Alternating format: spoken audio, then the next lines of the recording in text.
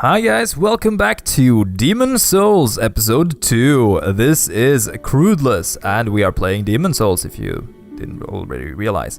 In the last episode we got to the Nexus, a place where we are apparently bound. Our soul is bound here by the Maiden in Black. Let's go to the Archstone of the Small King, interesting name actually, and touch that, and we'd get the option to travel to another world, the Boletarian Palace, a huge stone castle in the heart of the northern kingdom of Boletaria. Hungry soldiers whose souls have been stolen by demons attack trespassers, and terrible dragons nest here. Ooh, dragons. Let's go here.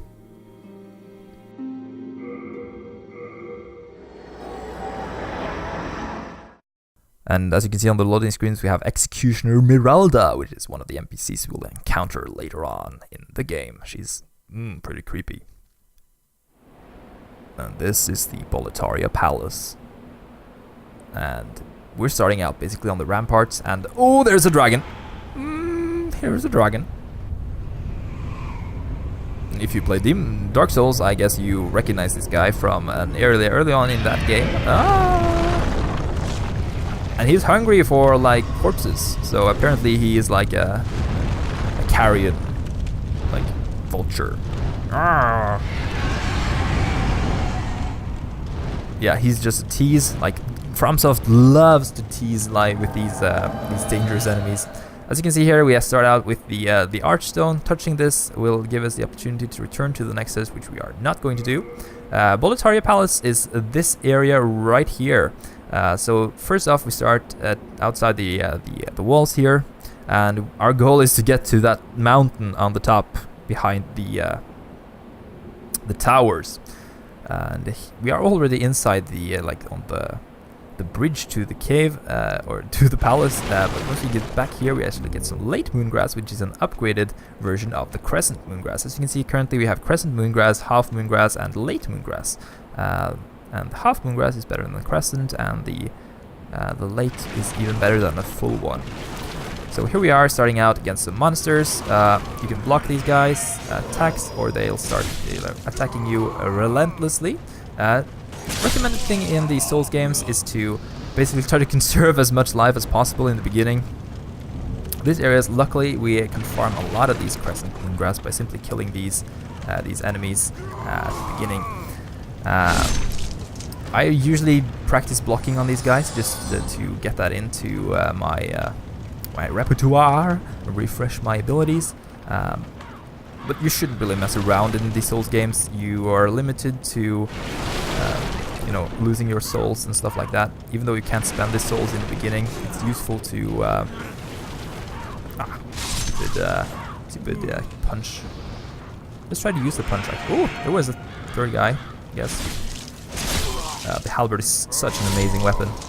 As you can see, it just cuts through them like cheese or butter, I guess. But like cheese, it cuts them like cheese. No, it cuts them through them like butter.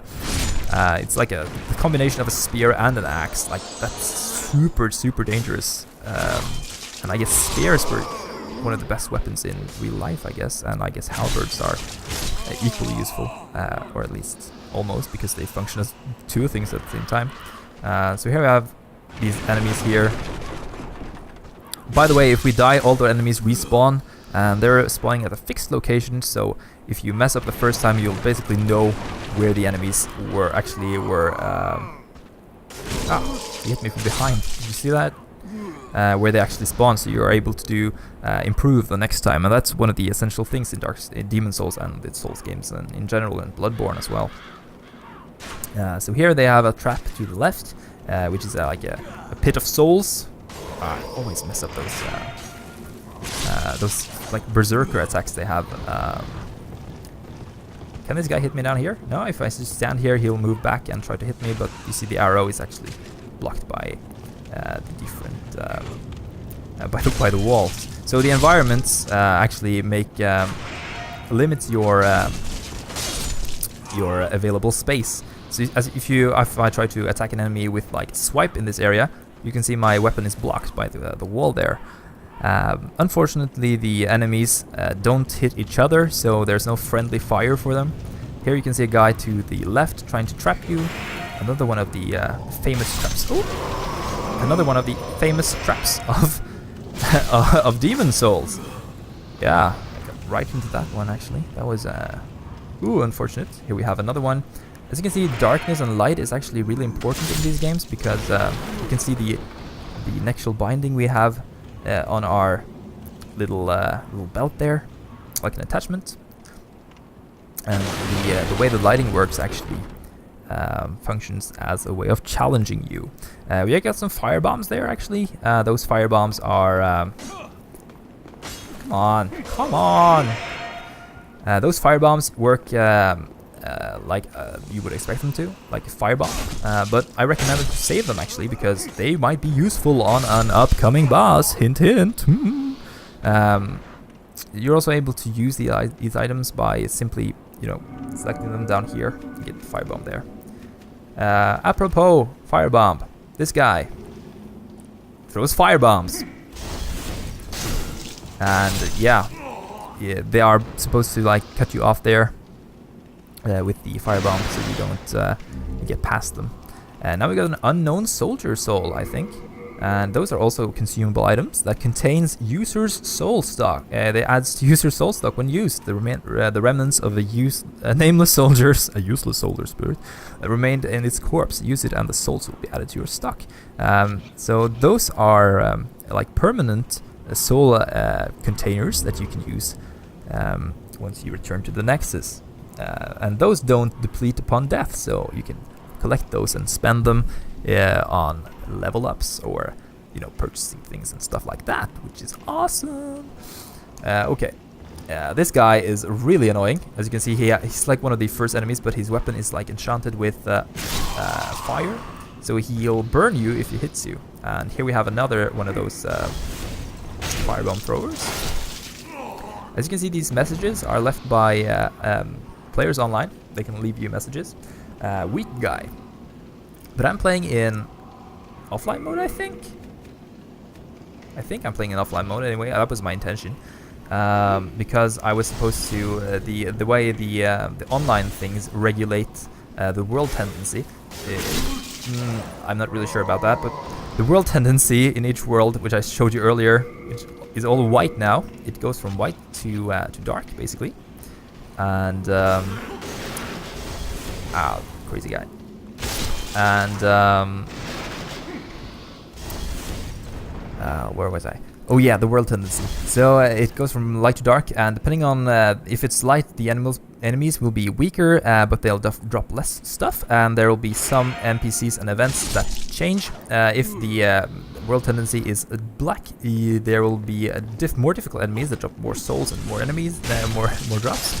And more souls, and some NPCs will spawn as well, and some of the like friendly NPCs will go bad and stuff like that. So yeah, changing the world tendencies. If we're in soul form now remember, if you die in a oh look, there's a guy down there, didn't kill him. And if you're dying in human form in one of the world areas, then the world tendency will be reduced by 1 towards the dark. If you kill a boss in an area, it will be buffed towards the light. So yeah, that guy just stands there. And there's a trap! Oh! Yeah. Did that trap actually open? Yeah, it did. It actually opened up this area so we can get the bastard sword. Let's look at that item. The bastard sword is... we need 18 strength to use that. As you can see, the icons down there basically regulate what stats you need for that to be available to you. As you have to, it's really lame, but you have to match the icon with the with the correct one. So it's like a mismatch game. Yeah, we're not able to use that with one hand anyway. It's weaker. Oh, unequipped my halberd there. We also got the mail breaker earlier, which is an item that stanks with dexterity. Might go through the stats now. Vitality is basically your health. Intelligence is your magic and your blue bar, remember? And also your magic damage. I guess that intelligence is the magic bar. Magic is the damage you deal with magic attacks. Faith is the amount of healing you do with faith-based spells, or damage you deal with faith-based spells. And endurance is your stamina and your equipment. Carry a burden. Dexterity is your ability to use like daggers, bows, and dexterity based. I'm playing in online mode. That's unfortunate. Oh well. And dexterity with the katanas and bows and spears, stuff like that. Magic, as I said, and luck is for drops and souls and a few different factors, which I'm not entirely sure of, to be honest. When you go to the area up here, I recommend pulling this guy down because there is some there's you see a blue-eyed knight over there. You don't want to pull him. You want to go to the left here first and get rid of one of these. First of all, this guy crossbowman here. And there's also another crossbowman over here with spear guy with an awesome hat, the hat guy. And he attacks from behind the spear, as you can see. If you have a spear equipped and you use a shield, you're able to attack from behind the shield, actually. Ah, that was terrible. Come on. I thought that was a guy behind me. Let's try to use the heal. So I equipped the talisman and... There we go. And it's expended some of our magic. Magic bar. So yeah, we cleared those out. Behind that pathway there is a red-eyed knight. We'll return to fight him later on, but I recommend that you wait with him for a short while. Go to this guy first instead. I will not try to block this guy, always attempt to backstab him instead. Go two-handed and stab him in the back. This game is, you know, you have to kick people while they're down if you want to succeed in this game. So that's the fog door, and that's where we're going next. But before we do that, we should go to this place. If you remember down there, that's where we started, at the archstone down there. The level design in these Souls games are so amazing. That's one of the best parts when it's like a plot twist in a movie. Once you reach an area, you go there and, aha, that's where I've been before. So, yeah. Look at those guys with the fire, and they're going to explode by hitting the barrels with explosive powder. So yeah, that's not good. We're at 900 souls right now, which is quite good actually. As you can see, when they hit us on the shield, the fire damage, some of the fire damage actually gets through the shield because it doesn't block fire damage. It blocks physical damage. We go out here. You see those chains here? You can actually cut these or punch them. Yeah, we're gonna punch the chain. Punch the chain. Ethalion is so strong. And there were some corpses hanging from those chains, and they fall down with some loot on them, which is beneficial for us in the future. Yeah, but make sure you don't fall down, by the way, in the middle, because you see there are tons upon tons of those guys down there. So try to pull them upstairs. You have an advantage because you're... sorry for the scream there, but they'll try to get the jump on you. Yeah. Don't mess around with those fire guys. They are notorious for being like... I don't like these guys. This is like the hardest part of the game. Or, well, it's not, but yeah. So we open this... it's the hardest part of the game, but it's not. Yeah. So you open this like lever here, and the door will open, and you get a cling ring. And look where we are. We are back at the beginning of the game, and now we have a shortcut. So if we die and spawn at the Archstone, we'll be able to go right up to the Fog Gate. But the Cling Ring, yeah, that's one of the best items in the game. Actually, we get it super early. This is the Cling Ring, and it's a mysterious ring forged in the shape of an eye. Character loses less HP after becoming a soul. So you equip that, and you see our health actually went up. So that's useful if you're going to play in soul mode, which we are, because we don't want to change the tendencies towards the negative. We loot these corpses here. That's the old ragged set, and we get the jade hair ornament. What are these items? The jade hoard. The jade hair ornament is a simple jade hair ornament. Could it belong to a poor little girl? And actually, it belongs to the little daughter of the bank merchant guy in our in the Nexus, which is unfortunately, but he's dead. But he's bound to the Nexus as well, so they all died, I think. And the old ragged robes is a robe made of layers of a ragged fabric. It covers with it's covered with tears, unsightly upon seams, and numerous unsightly insects wriggling within it. No sane person would dare to wear something like this. Yeah, these are basically the set that the mother, his wife, used. But if we try to equip that, we can't, because it's a female-only set, which is the things I, said earlier about the gender-specific or sex-specific equipment options. So we go back up to the fog door. I'm actually going to try the Red-Eyed Knight because I want to. I need a challenge, right, guys? We don't want to play this like easy Mr. Nice Guy. We want to play it like the hardcore balls guy, right? So let's go up there to the Red-Eyed Knight over here. And that's where we came up earlier with the guy with the rock. No idea how he got the rock up here. I guess he was one of the catapult like rocks that they use here, but those are a lot smaller. Ooh, an item I forgot earlier actually. Half moon grass. Yeah, pretty useful. This guy up here, he is actually quite difficult. So I don't recommend you take this guy on. There is a way to cheese him, I guess, if you run. Try not to get him stabbing you in the back because he'll one-shot you, I guarantee it. So the pathing in this game is sometimes pretty terrible. But you might actually get this guy to fall down the little staircase. Is he still following us? Ah, come on. Yeah, there he is. Ah, he's angry. He's coming to get us. So you might be able to get him to fall down this, like to the. Let's see. Is he still with us? Yeah. Nah, come on, come here. Don't go back. Come here, Ladimor. Come here. Hey. Yeah, there you are. Come here. We need to get him with us. You might be able to actually either punch him down this like staircase, or you come here, or he might actually fall down because his pathing is horrible. So yeah, that's one of the things you can do in this game, because you can actually, come on, come here.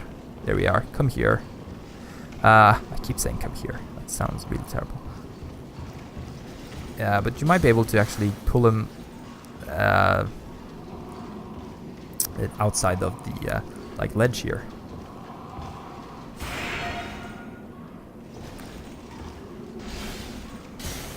Or, stab him in the back. I guess I could have just done that from the beginning. But yeah, just try to be careful. Ah, come on! I forgot I had the weapon equipped two-handed. That was unfortunate. Oh well, I'll should I cut this or should I play on? We're not very far into the dungeon. We're just in the the top place there. I guess I'm not gonna cut that. I guess I'm gonna take some time and explain some of the things about death in this game, because death is amazing in the Souls games. So as you can see here, we lost all our souls, but we're still able, as I mentioned in episode 1, to retrieve the souls. We just have to get up to the same place that we died. And if we're able to do that, it's like nothing happened. Well, we lost some consumables on the way, but if I fail to kill these guys in the beginning, then I'm terrible. Look at that, that was so lucky. I need to be more careful, actually. But I really don't want to mess up again, because the red guy, the Red-Eyed Knight, is not really supposed to kill you this early on. You're not supposed to go over there. He's supposed to be like another intimidation thingy, or a challenge if you want to if you want an additional challenge, right? So. But I want that. I want additional challenges. I want the game to be quite hard. If you play through the game the first time, just skip the guy. He's not worth it at all. Like, he's not worth it. Those guys, I really dislike. Let's try to trap him inside this little cave here and basically turn him into a meat grinder. Or turn ourselves into a meat grinder, I guess. And, yeah. Those guys are actually Boletarian soldiers who have lost their souls to the demons, which is a neat little factoid there. In the intro video, the like the storyteller, the narrator, she explained that. Oh, hello. Bye. Did you survive that? No, he didn't. I guess he did not survive that.